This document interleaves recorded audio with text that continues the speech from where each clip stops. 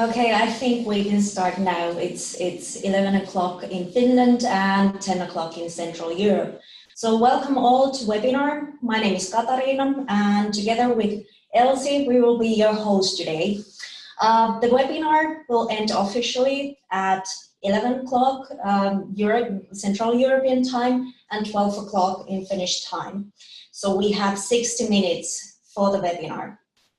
At first, I'm going to introduce the structure of the webinar.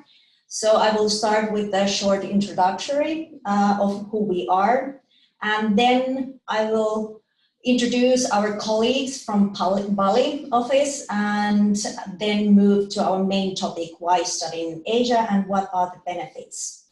And after that, Elsie will step in and tell you more about the destinations and the universities. And that will be followed by practical matters. And at the end, we have time for questions. But let's get started. So many of you might already know who we are. We are a study abroad organization based in Finland. And we were founded 11 years ago, 2007, by two Finnish exchange students who were both studying in Shanghai. And while they were studying in Shanghai, they noticed that actually there is a lot of students who would like to come to study in Asia, but unfortunately there isn't enough seats or places for everyone. So anyway, they still wanted to share the same experience that they had in China, and they started to find different solutions how to provide the same experience as many students as possible. And they started to find ways how to tackle the most biggest obstacles when it comes to studying independently as a free mover abroad. So they tackled the high tuition fees, lack of information, bureaucracy, paperwork, and complicated application procedure. And eventually they successfully gathered a team with people who share the same passion as they. So students who are themselves former exchange students and who love to encourage others to go on exchange. And we've been also able to build very good partner network, including 11 universities in 7 different countries. And now we have a connection to Bali, and we have Hannes here, and one of the students who started. Hi there. Yeah, hi, I'm Hannes. I'm a team member of the Bali team here. Right now I'm sitting next to Brady, one of our new students, and yeah, he just wanted to tell you a little bit about his first impressions of Bali, how he likes it, how the preparation was, and yeah, so the best is you would introduce yourself, I guess. Absolutely, yeah. Hi there, my name's Brady. I come from Utah in America. I'm 20 years old and I'm a sophomore in university. I came to Bali about a week and a half ago, and Hans and Fabian and Alexander were all super helpful, both beforehand and when I came here. They were very helpful across email, and when I came here, they were very helpful getting me set up. And I also really like Bali. I love the tropical scenery. I love the beaches, and I'm really excited to get started with classes too. Yeah, so how did you experience our first event today? We had like a chill out day together with the students. Yeah. And we just hang out and showed them the campus. So it's like the first impression of the university part of the semester abroad experience. Yeah, I like that too. It was a really fun day. We all went to the university, all the students from Asia Exchange, and there were different booths for like, there was like food, people were giving out hats and stuff. And that was really fun because we got to meet all the students, and yeah, I really enjoyed that. Yeah, cool. So like, what's your expectations for your semesters? Do you think you can reach your goals? Good question. I really hope to learn Indonesian. I really hope to be fluent by the time I leave here. But we'll see. Yeah, so I don't really know if I expect to complete that goal or not. I also am really excited to learn more about Indonesian culture. and Balinese culture. Yeah. But So, I think these are realistic goals. Indonesian is like one of the most easiest languages in the world, actually. There are not many grammatic parts and not much vocabulary. And yeah, the culture stuff is of course included in our workshops, excursions, yeah, all those first day activities every week. yeah, no kidding. Yeah. So yeah, I guess that's all from us. We just wanted to give you a small insight from the student perspective. Thank you. Yeah, thank you. From the Bali, it was nice to hear from you, and I think also like our students appreciate that they actually are now like meeting someone who is already there. So thank you. Okay, so let's get started again with our main topic. So basically, studying abroad is always a good idea. It's never a waste of time. But by choosing carefully and wisely your destination, the decision might have even deeper impact for your future and maybe change it like significantly. I would say that studying in Asia will benefit you professionally, academically, and personally in many ways. This gentleman here is actually a former Prime Minister of Finland, and he has said that Asia is probably the most dynamic continent in the world. And economically, it presents endless opportunities. The center of the gravity is moving towards the east. And I couldn't agree less or more with Alexander Stubb about that. Now I'm going to introduce you a few facts about Asia, and I hope that these facts will help you when you decide, when you're in a process of deciding where you want to go, and you can reflect those facts when you're choosing the destination. So let's go first to the demographics. Asia is the most biggest continent by population. So most of the people in the world live in Asia. Asia comprises a full 30% of the world's land area with 60% of all the population. And it also has the highest growth rate today. Asia has the two most populous countries in its border, China and India, and China is actually currently the most populous country in the world. But India will soon surpass China, so that's why we have put India as on the top of the list. Yeah, but please pay attention to the fifth Asian country on the list, so Indonesia. It is actually currently the fourth populous country in the world. And interesting fact about Indonesia is that when Europe is at the moment struggling with aging population, demographics showed that in Indonesia, half of the population is actually under 28 years old. And now you might wonder, what does it mean? And does it have anything to do with our topic? But this actually means that in these countries, there are also rising middle class and booming economy and a lot of workforce.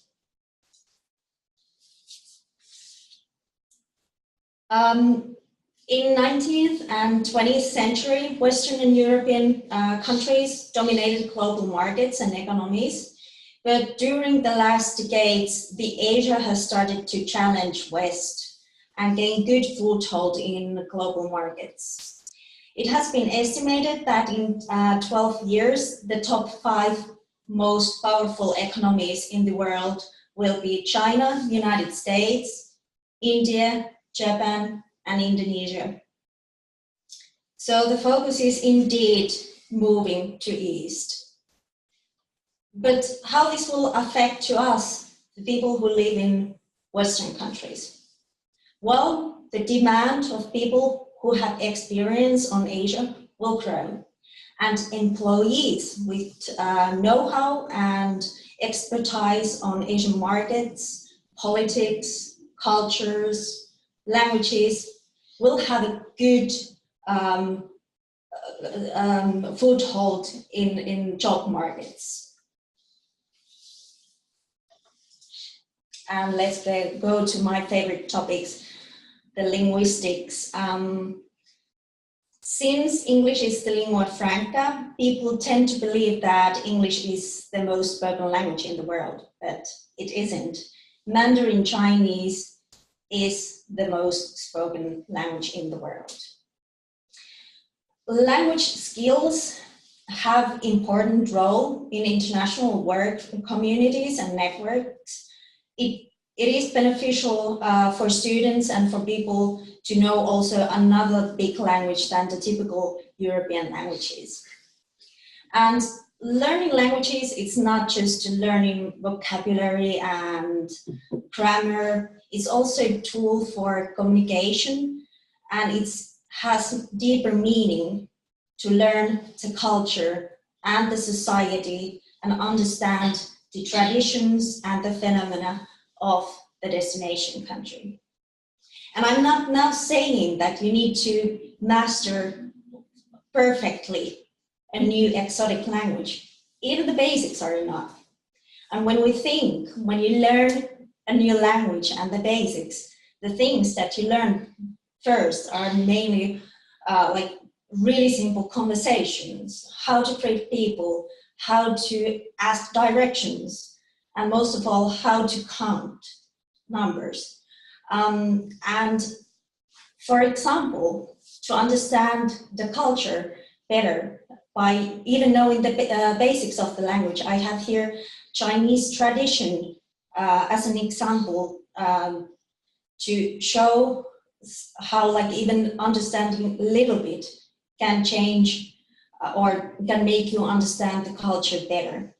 So, for example, in China, there is a tradition that some numbers are believed to be bad or unlucky numbers. And this is based on the Chinese word that the number is, the number name sounds similar to. For example, 0, 6, 8, and 9 are believed to be lucky numbers because their 9 sound similar to words that have positive meaning. But for example, number 4 is considered as the unluckiest number because it is pronounced the same way as word death. And sometimes people in China and other East Asian countries, they might go even extreme when avoiding the number 4. So it might be that number 4 is completely skipped. For example, on elevator buttons, addresses, ID numbers, phone numbers, product names, and so on. And even if you're, for example, buying or selling an apartment in China with number 4, it's sold for much less than the other apartments. So this is a good tip for everyone who is for example, going to be the future engineer or the business person who is trying to enter the Chinese market. So don't name your product with a name with a number 4.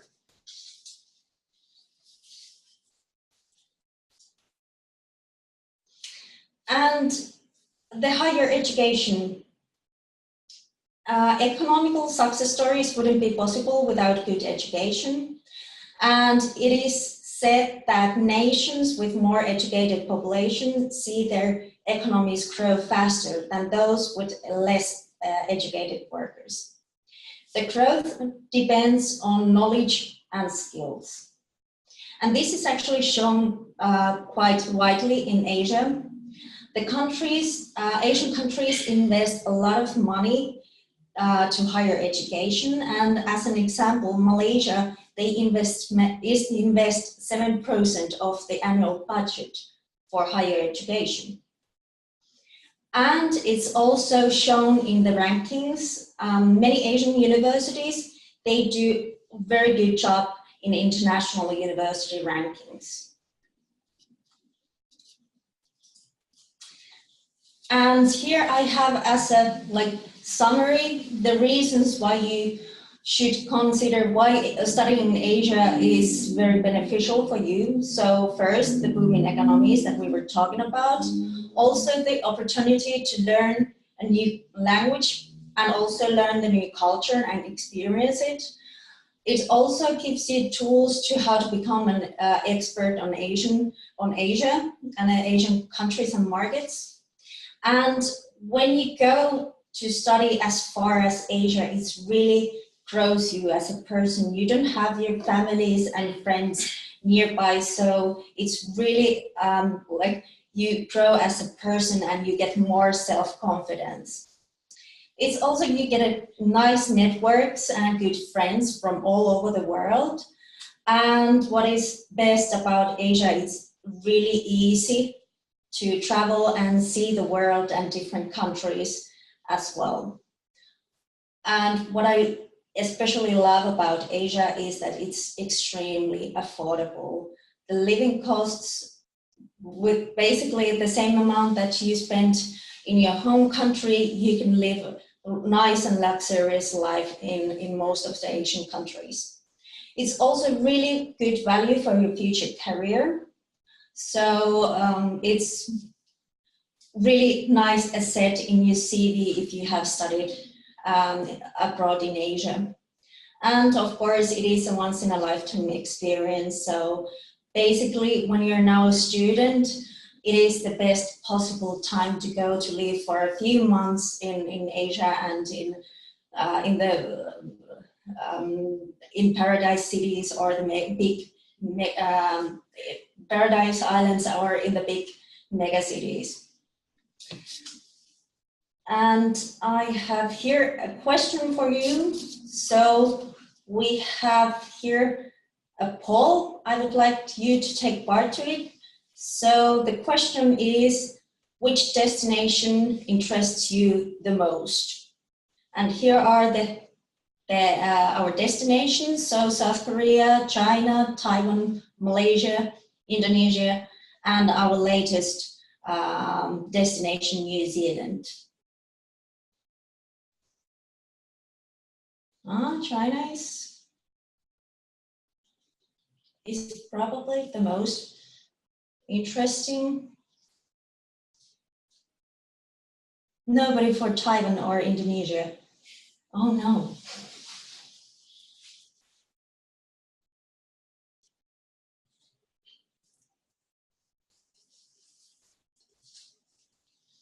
Okay, so it looks like China is the biggest or the most interesting destination for you guys, and then it's South Korea, New Zealand, and Malaysia, and then Taiwan and Indonesia doesn't interest you at all. Okay. Oh, now we got to Taiwan. Yes, right. Okay. Now I will let Elsie to continue about about studying in Asia. Hi, and thanks for joining the webinar on my behalf as well. So about studying in Asia, the courses we offer at our partner universities are all in English, so no need to learn Chinese or Indonesian fluently before going there. We offer a variety of different fields of study, so there's something for everyone. Usually per semester, students can earn about 30 to 35 ECTS. There are bachelor and master level degree courses available as well. The courses are also they can be mixed and they can be taken as a minor or major. And we've also negotiated the tuition fees with our partner university, so they have a discount in them already for students. And as Katarina already introduced, we have 11 partner universities in 7 countries. 6 of those countries are in Asia, and 1 is then New Zealand, which is our newest destination. And here you can see geographically where our partner universities are located in. So China was the most interesting destination for you, and it's no surprise. Oh, and before I start also, I wanted to say that for some people it's very clear they want to go to a certain country, but for some, if you're still thinking where to go, of course, academics can relate to that, or which culture you like the best. So hopefully this will give you an idea if you're still thinking which country to go to. So definitely China is a center for Asian finance and commerce. And the culture is very unique and very diverse, as it's very modern with business and everything. But at the same time, it has all the very old history of Chinese culture and traditions. And as Katarina was telling about the unlucky numbers as well, it also has that they still have a lot of beliefs and related to these old traditions. So it's very interesting for sure. In addition to the culture and environments, the climate, culture, and landscape also vary. So you can experience city life or nature. So it's very versatile. Also, it has been a fast-growing economy for a long time already. And yeah, definitely Mandarin Chinese is the most spoken language, so it doesn't hurt you to know at least some Mandarin Chinese. And experience in China, and of course, if you know even a little bit of the language, is highly valued in the job market as well. It's very affordable. It's easy to travel around as well. And Shanghai itself, where our partner university, Shanghai University, is located in, was in 2016 to 2017, it was voted by students as one of the best student cities in the world. And at our partner university, Shanghai University, the studies are very much about Chinese culture, Chinese language, Chinese business. So if you're interested in the Chinese culture and China, it's definitely the program for you. And then Taiwan, also one of our newest destinations. We have a partner university in Taipei. Taiwan is a great country. It's very safe. It's very open-minded. And it has both the Western environment as well as the Chinese culture.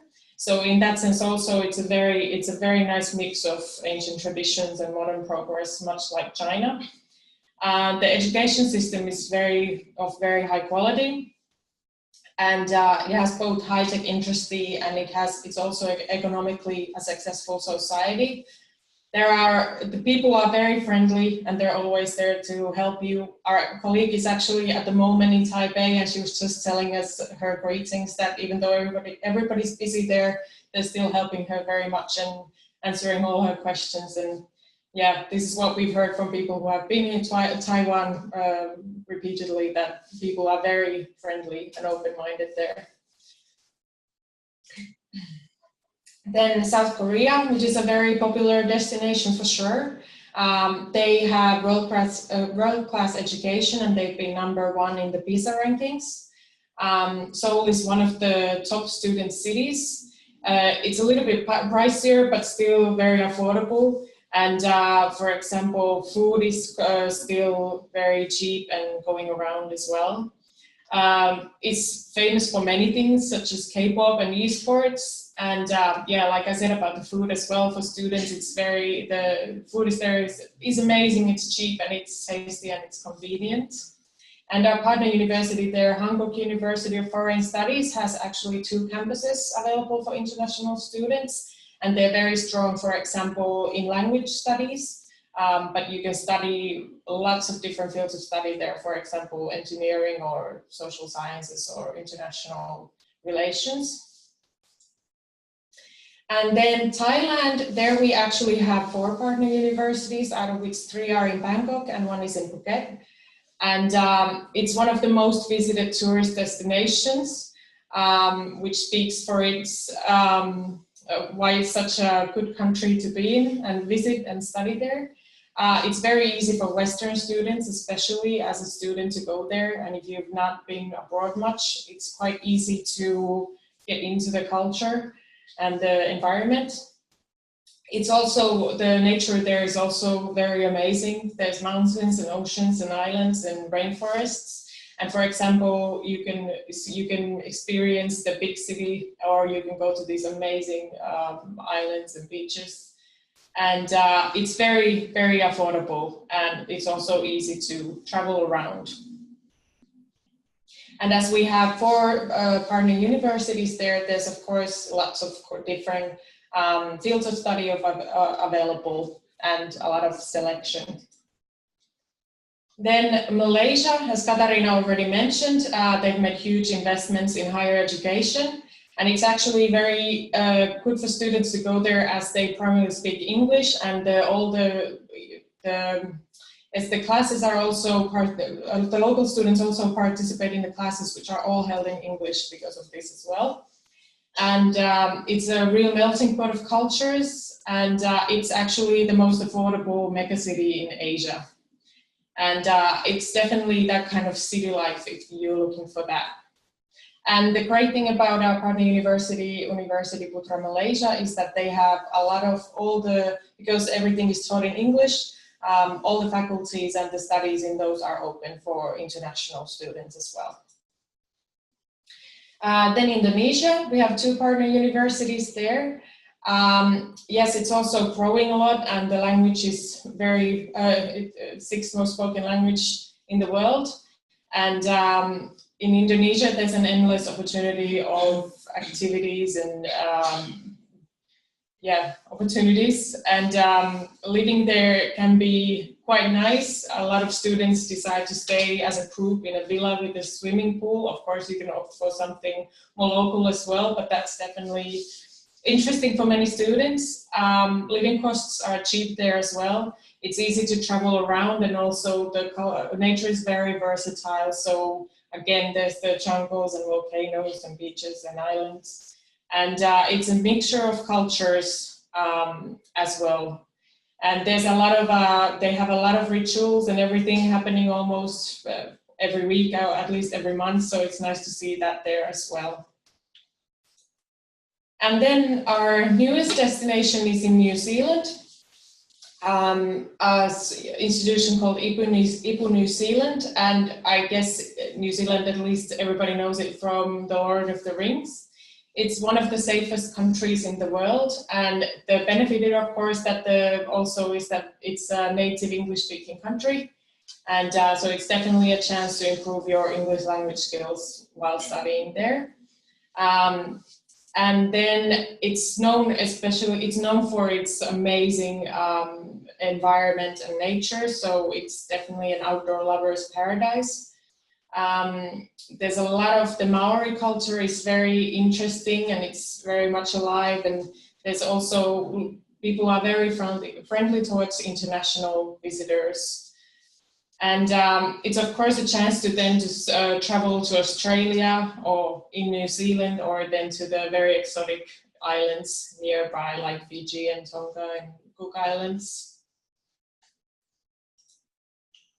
So now I'm going to tell you a little bit about the application process. So if you already have a destination in mind, great, that will make the process much quicker. But if you're still thinking, you can have a look on our website as well to find out more about the destinations and the universities. But of course, Googling will help you with that. Oh, it jumped one slide, just a second.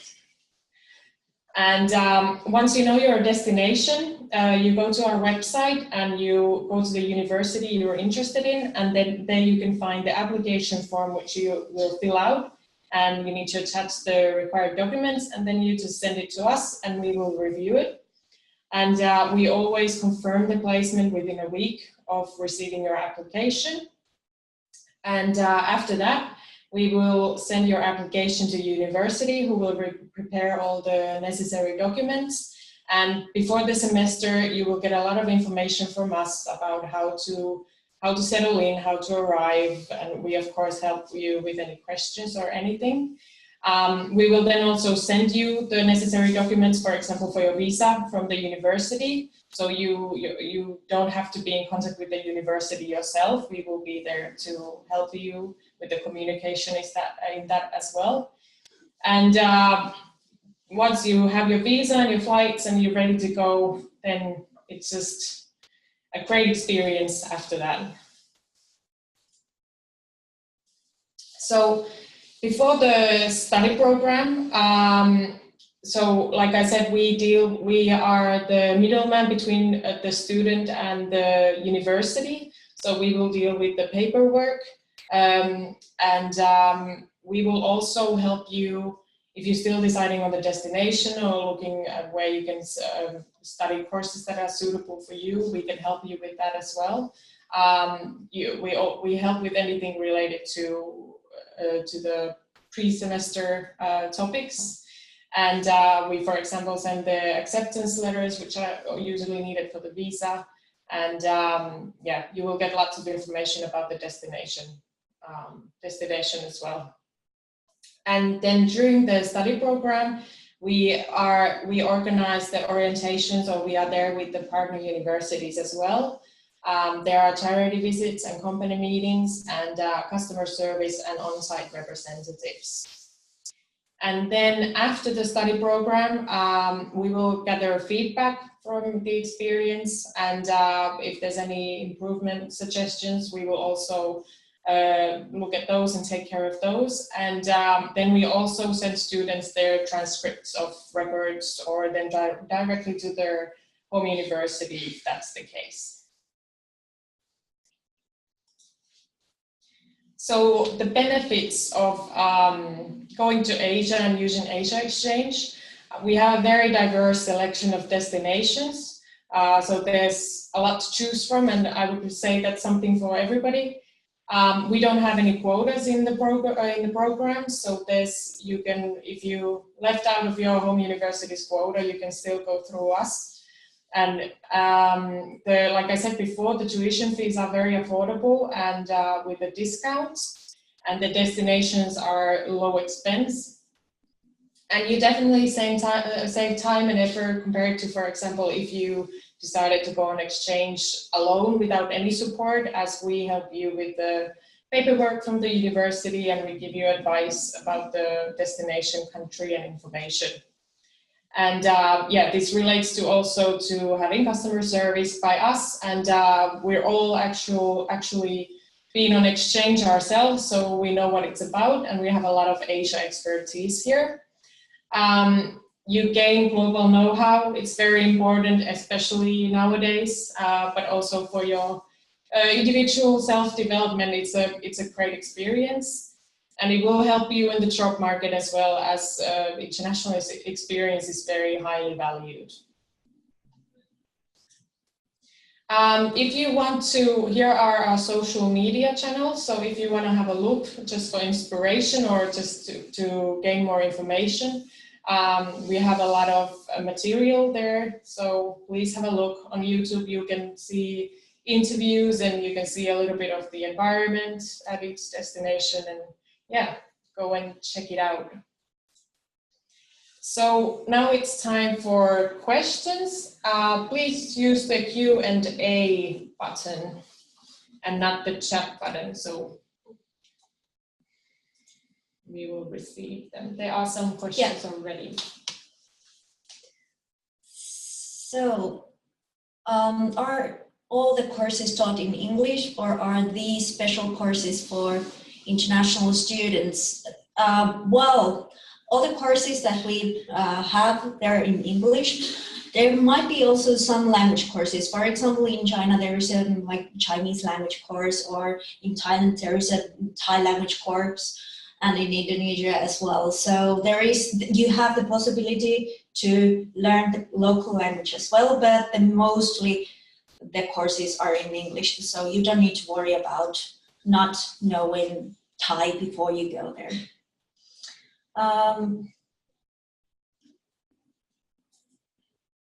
I think there is the country or city, city missing, but why is some city, one of the best student cities. Was this maybe Shanghai? That was the one which was voted. So there is a lot of different kind of rankings. For example, the QS ranking, they have an interview each year, and they ask students like which is the best student city in your opinion. And I think lately it has been Shanghai, but also Seoul, I think it was 3 years ago, voted as the best student city. Yeah, so it of course depends who you ask. Yeah. And more questions, what are the time frames for sending an application? The spring semester for like autumn, for spring 2019, the application deadlines ends either on the end of September or end of October and November. Yes. And for autumn 2019, it's end of April or end of May. So it depends quite a lot of the university. But I would say like usually it's more or less 6 or 5 months before the semester starts.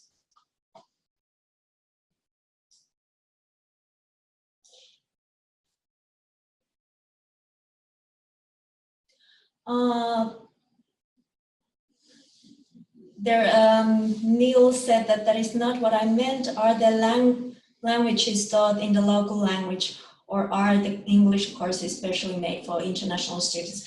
It depends. For example, in China and in Indonesia, the English courses, they're usually tailored for the international students. But for example, in Malaysia, like said that all the degree programs are taught in English, so you will study there with the local degree students, and also in Thailand, and of course in New Zealand, because it's the native, it's the official language there. In which way New Zealand is the safest country in the world? I think the crime rates also like show that it's one of the safest countries, but there's also many factors, and I think the WTO is like doing the statistics.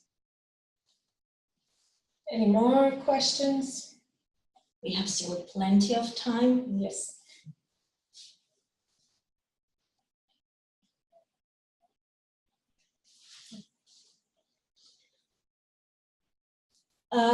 Elizabeth is asking, do I have to pause my current studies in my home country? Meaning, I am in first semester now, and for example, I go abroad on the second semester. Can I continue with third semester when I come back, or do I have to check this with the university directly? Basically, what we usually recommend students is to talk with your teachers and show the learning agreement, the studies that you, or the courses that you have been, like you're planning to take. And by discussing with your teachers or professors, you can ask that, will these courses be accepted in my degree? Mostly our students are like getting the courses Yes. In the degrees, and they don't lose any semester. But of course, in the other hand, we have, for example, some engineering students who would like to learn Chinese language and the culture, so they go to China and spend a like holiday semester there. But it really depends on you, how you prefer to do it. Yes. But most students do get the credits transferred back to their home university, and that way don't have to study longer. Do you send this presentation to spread it our university? Yes, we can do that, and we will actually send this record to each participant as well.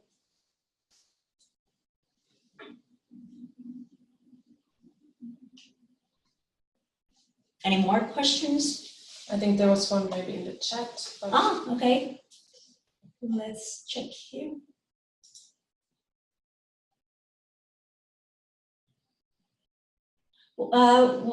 What about scholarships? Is it possible to get one? Well, it depends quite a lot where you're from. So, for example, in Finland, where our office is based, that some of the universities, they do have like special scholarships for free mover students and international students. And for example, in Germany, they have also, the universities might have like scholarships, or the DAAD has also a scholarship, and yeah, it actually depends a lot where you're from. But you can find the information about available scholarships also at our website. So we have there like different kind of scholarships under different countries.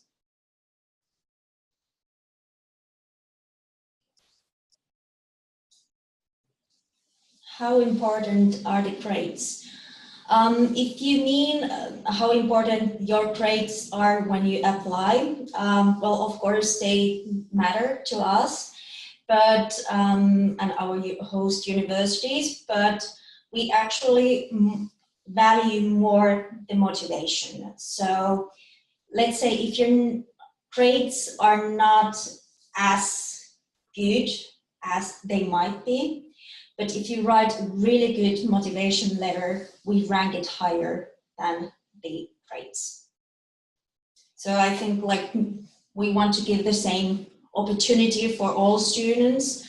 And personally, I think that the grades that you get from one course, it doesn't tell the whole story. It might be that your grades on certain subject is not the highest ones, but it doesn't mean that you're not motivated or capable to live in another culture. No, that's not the case. The next question is, can you say approximately how much a semester costs in New Zealand? There are 3 semesters in New Zealand, and the cost is a bit different, but it's 1,790 or 1,990 per semester. Yeah. So basically all the tuition fees that we have are lower than 2,000 euros. Yeah.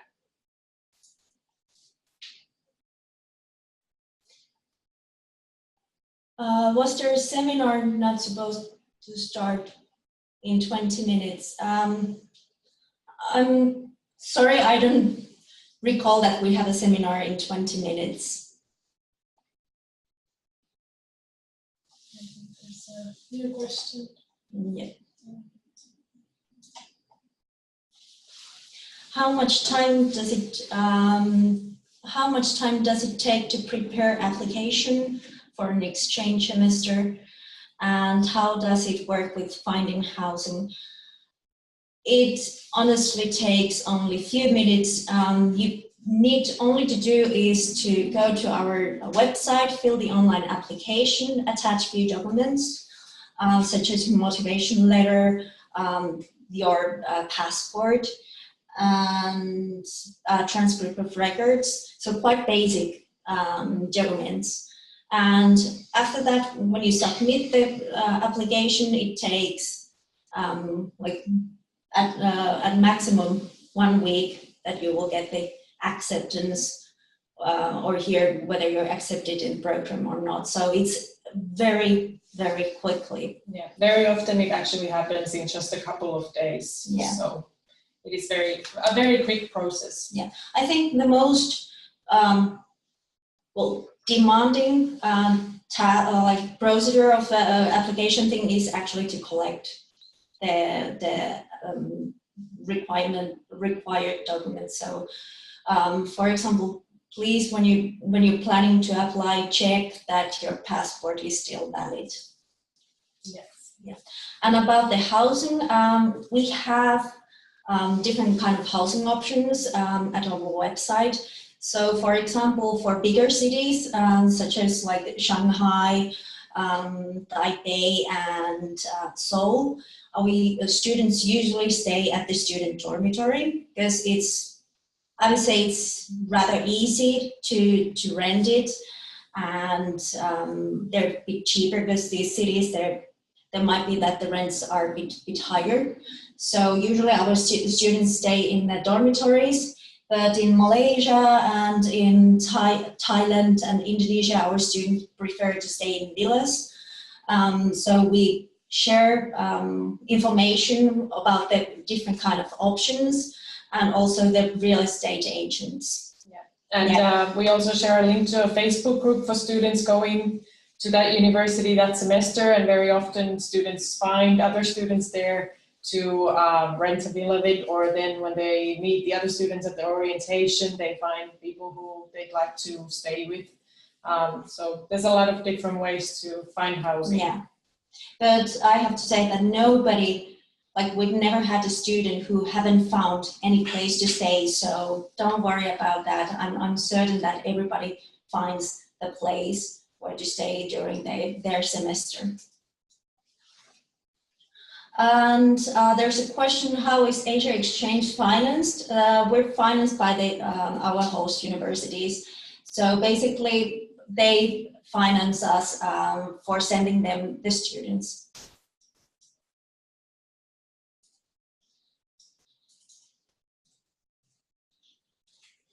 And there is also in German, yes, we also travel to Germany and have information sessions there. So usually, for example, I'm traveling in Germany in October, November on the winter semester, and on summer semester, I'm traveling on April, May, and so on. Yeah, so yeah. And also in other countries. Yeah, it's not just like Germany, but since the question was first in German, so yeah.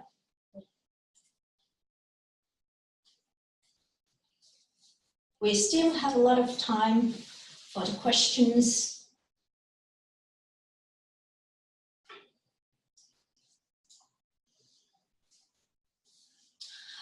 You can, for example, we have here our contact details. So info@asiaexchange.org. You can send email and we can like book and arrange the meeting or info session by email.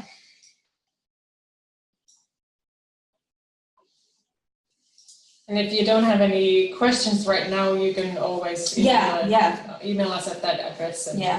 And like we have pretty international team. And for example, we have the Hannes who was at the beginning of the webinar. He's from Germany. So if you feel that you don't want to communicate in English, it's also okay for us if you send the questions in German.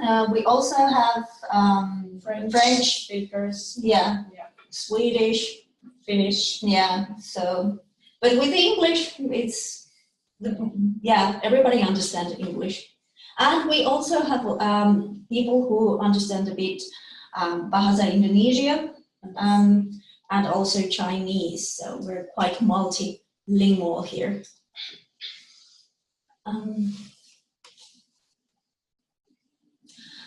Is any major allowed to exchange like architecture? Actually, there is Faculty of Architecture in Malaysia.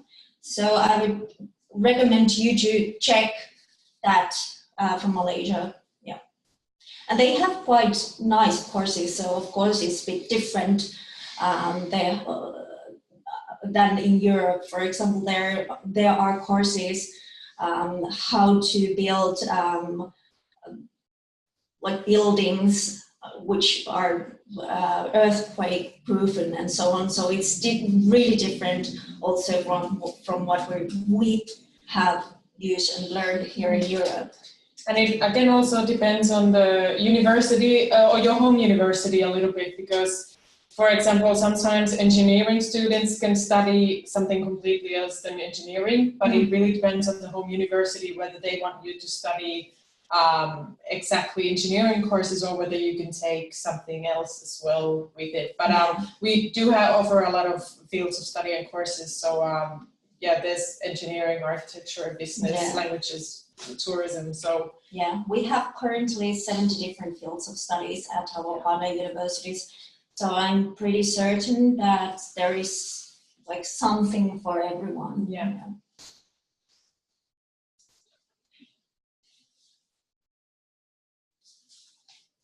Can our international full-time students also be supported by you, especially with the visa process? Yes, we share students all the needed information about the visa. Of course, students, they are responsible on their own to actually fill the applications and send it to the embassies and pick the passport from the embassy. So students are responsible for doing that, but we provide the information, the needed documents, Yes. and like other support as well.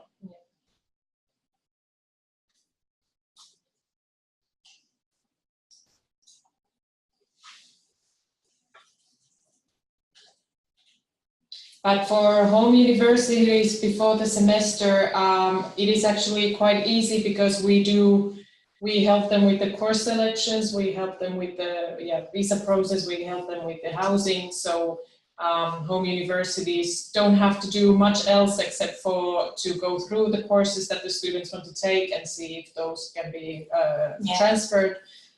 So we do help a lot, especially before the semester. Yeah.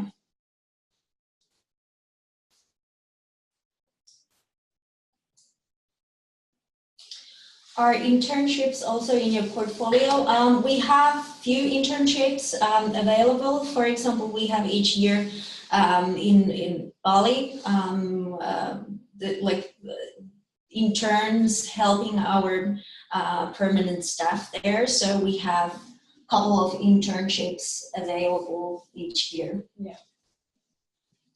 Yeah, so the locations might be as exotic as Bali, but also in Finland here in Tampere office. And I think we've had like really good interns. Some of the interns that been doing the internship at Asia Exchange, they're actually nowadays our permanent staff members. So I think the ratio getting a job after the internship is quite high. Yeah. Like also, yes, I was an intern as well, and now I'm employed. Yeah. So, but also many of our interns come. They're very international. They come from all over the world. So we also here in Finland at the office we speak English. So we truly have a very international team both here and in Bali. yeah.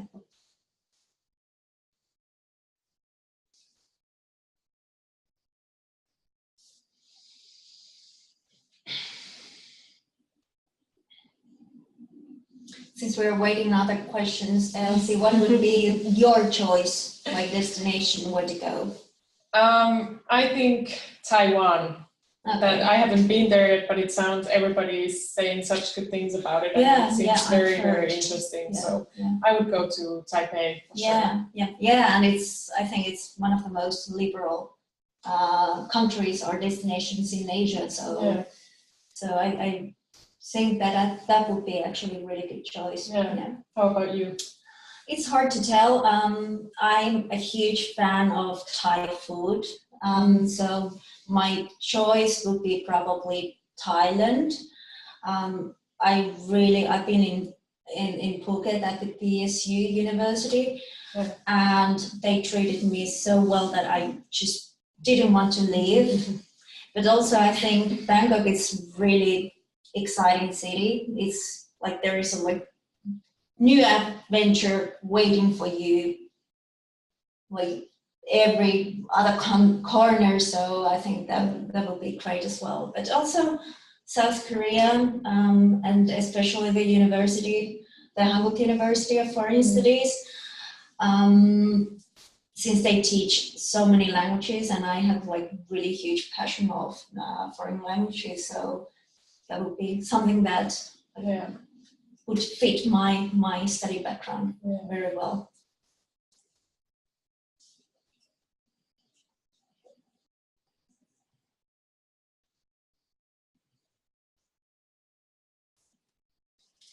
Yeah.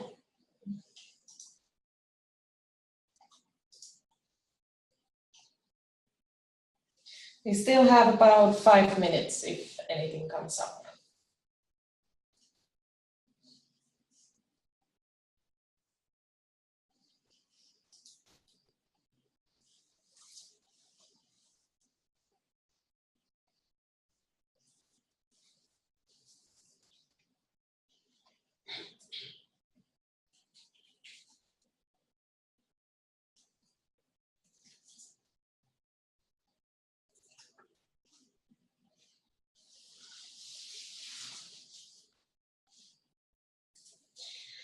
Yeah.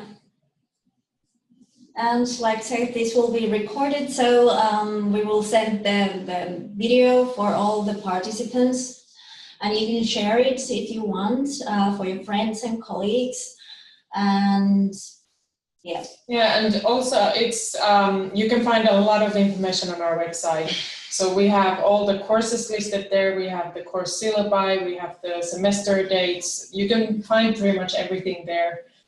So if you want more information, you can of course call us or email us, but you can also check out our website and try to find the info from there as well. Yeah. So for students, for example, if you need to have a look at the courses and check them with your teachers or coordinators, you can easily print the courses you want or note them down from our website and then present them to your coordinator as well.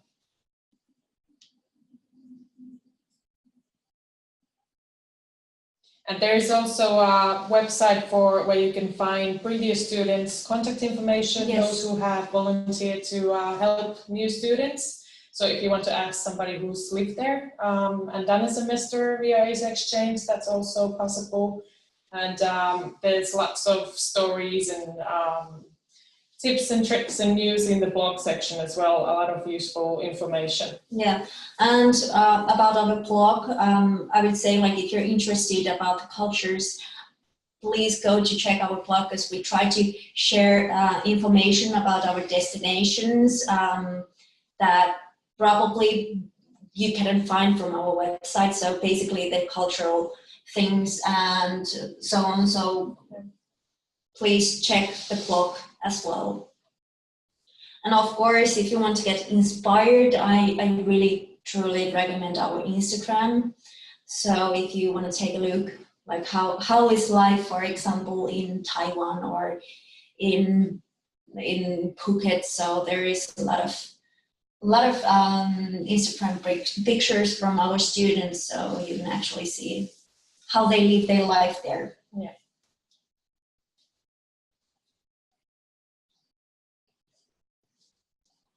Okay, I think if you don't have any more questions, we can wrap it up. And thank you for joining the webinar. And you can always contact us via email or via phone or social media. We're really happy to help you. Thank you, and have a nice day. Bye.